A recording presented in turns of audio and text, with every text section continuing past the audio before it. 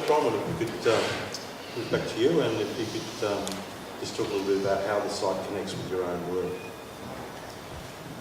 So I am an academic and do teach Indigenous studies, and so this site is providing a really beautiful but also sad resource for students to actually engage and hear stories about somebody in a way that demonstrates that they're human. So a lot of times we hear statistics, we hear about people as criminals, we hear about people as dysfunctional, we hear about people, particularly Indigenous people, as problems. We don't hear about them as somebody's child, a mother of some children, a person who has been impacted by colonial violence their entire life. So it humanises, and I think that's really important, particularly in the space for Indigenous women who historically have been dehumanised in all of those kinds of things, like the quote that I read out, as something that is just there for the use of other people. So for Indigenous studies, I think this site is going to be a very important resource. One of the things that I do focus on in my research is Aboriginal people's use of social media for social, cultural and political engagements.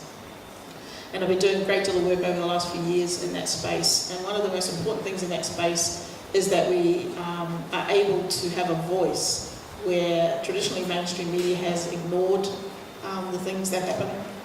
You know, for example, I've been working a bit on cyberbullying, and so the death of the young girl referred to as Dolly sent a national wave of grief and shock through Australian communities, and the government responded with funding and setting up the Office of the Safety Commission and taking note that this little non-Indigenous child had suicided, impacted by cyberbullying. By the end of January, 5 young Indigenous girls suicided who had links to social media of reporting on racism and hatred towards them, and didn't make the pages of any media in Australia. So social media has given a voice to Indigenous people to not only speak back to that absence in media, absence of care about our stories, but it's also a way for us to share these kinds of stories. So I actively am sharing deskscapes across there, and people have picked other Aboriginal people like, wow, what a great resource. Other non-Indigenous people who work in the education space also, this is fantastic. Talking to Craig this morning in his role in the Justice Department, I said, this is what this site could do for you and what you do, because he, along with many of us, are called to do cultural awareness or to try and educate all the non-Indigenous people around us how to be decent human beings and see that there is still such violence and discrimination against Aboriginal people in this country. And I'm hoping that I too will be able to use that site and that space. So I'm often called to assist non-Indigenous people in the education space to get it. I just don't get it. I want to know more. So this site's going to be very useful to me in that space, and I'm really thankful for that.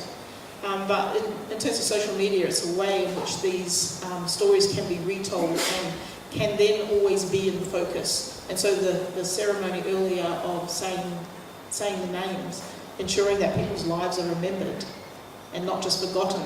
And in this country we have a huge history of forgetting violence against Aboriginal people. If it ever does make the news, it's gone next week. Or shock jocks will come on board and make accusations against us to counteract any kind of empathy that the rest of the population is supposed to feel.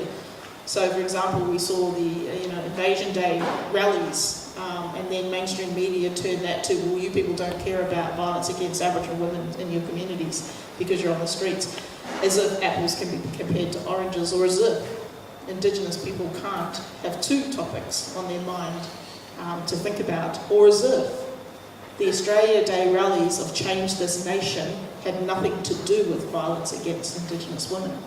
Very much Changing the Nation had everything to do with the violence against Indigenous women and the unlawful deaths of our children and our community members.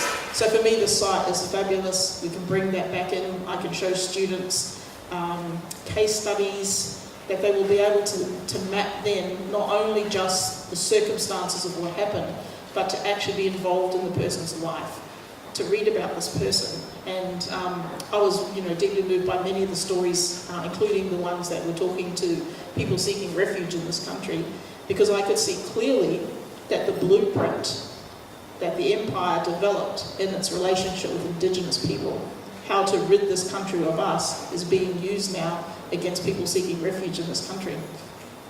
So the very fact that people seeking refuge are put onto these islands, which is something that has always happened to Indigenous people. Islands have been used as these death camps and detention centres for us also, and also, particularly over there in Western Australia, on the islands of the coast there, and up and down the east coast of Australia. So the blueprint is set in the way in which to deal with others who are not welcome in Australia, that was formulated on this idea that it would be white. So for me, the site is very, very useful, and I'm very, very thankful to be part of this project.